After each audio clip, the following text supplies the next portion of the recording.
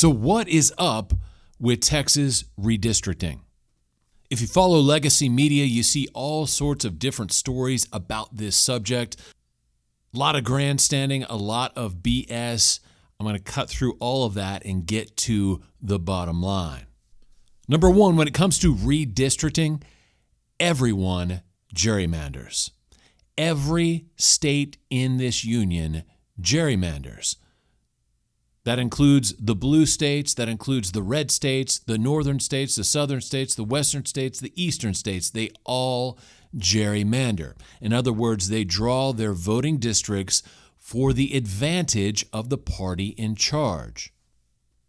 Democratic states like Massachusetts are going to make sure that Democrats remain in charge. They remain the majority in the state legislature.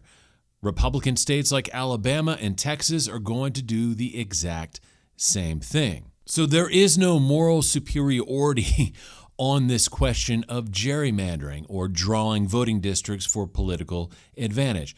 There is no moral superiority because all states do it. Everyone gerrymanders. Second, what about the Texas Democrats? The legislators who have fled from Texas into Illinois and now into California. What about them? I thought about this issue for a little bit, and I always think of it this way. If you currently have a job, or if you had one in the past, what would happen if you just called up your boss one day and said, you know what, I'm not coming in, and I don't know when I'm going to be back. In fact, I'm out of state. I just don't feel like showing up right now. What would happen to your job in that instance?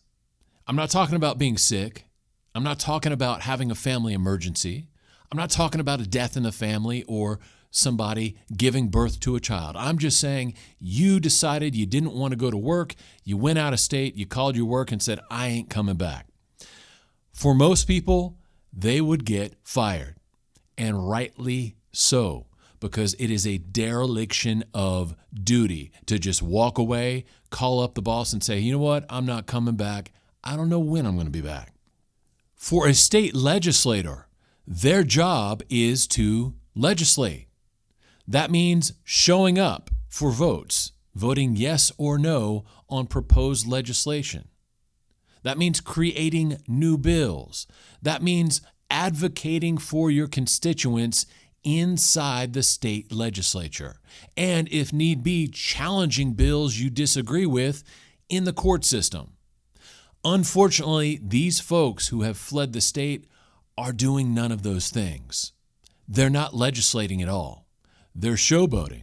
They're grandstanding, absolutely, but they are not legislating.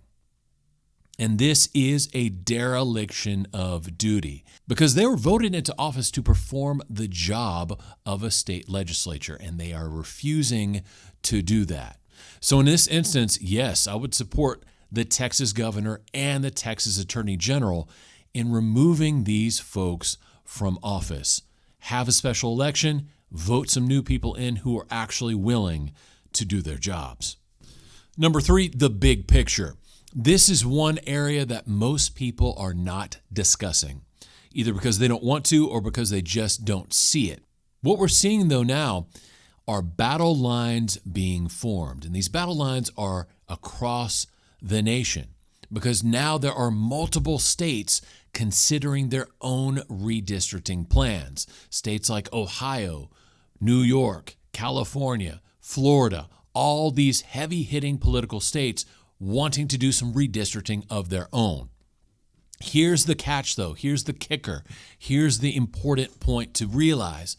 These redistricting efforts are not just to consolidate power within their states.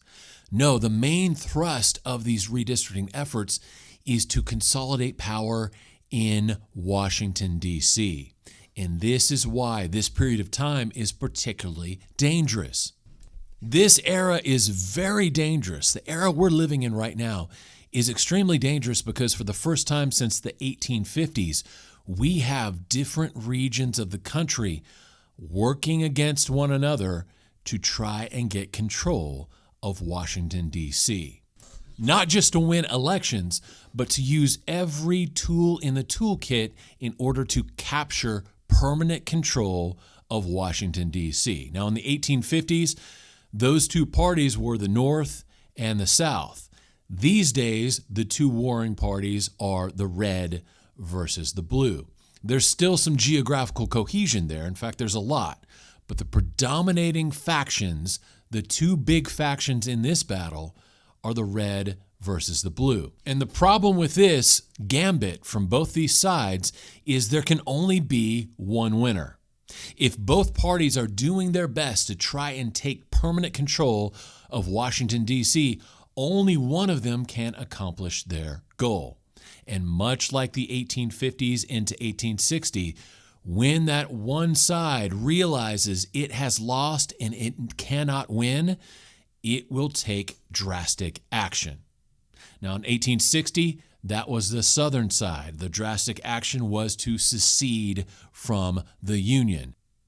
And in these modern times, I think we could see a similar outcome, where either the red states or the blue states make an attempt to leave the United States. And unfortunately, all of this is made possible by the way our federal government is arranged. The federal government in D.C. is so centralized, it holds so much power that this is the outcome that arrangement creates. It's a permanent struggle to control D.C. because D.C. controls almost everything else. And this is why we urgently need decentralization in our system. Decentralization is destiny. Decentralization is coming one way or the other. And if we're smart, we will get to work on restructuring our federal government, decentralizing it, kicking a lot of that power back to the states, because otherwise we are going to repeat what happened in the 1860s in America. And it was not pretty. In fact, it was the greatest bloodbath in American history. If we do it again, it promises to be 10 times worse than the first go-around. So we desperately need to decentralize Washington, D.C. As such, I recommend you check out The New Way on Amazon.com. The New Way provides a blueprint for how to decentralize the federal government and make a national government in America that works for everyone. A system that provides a lot of variety and versatility and diversity. Not an America that's all one way or the other, but America that can accommodate the incredibly diverse populations we have and the diverse cultures as well. So if this kind of topic interests you, I highly recommend checking out The New Way on Amazon.com. In any case, this is Kevin saying God bless each and every one of you. Feel free to like, feel free to subscribe, and feel free, as always, to leave a comment in the comments section below. I will talk to you later. Bye.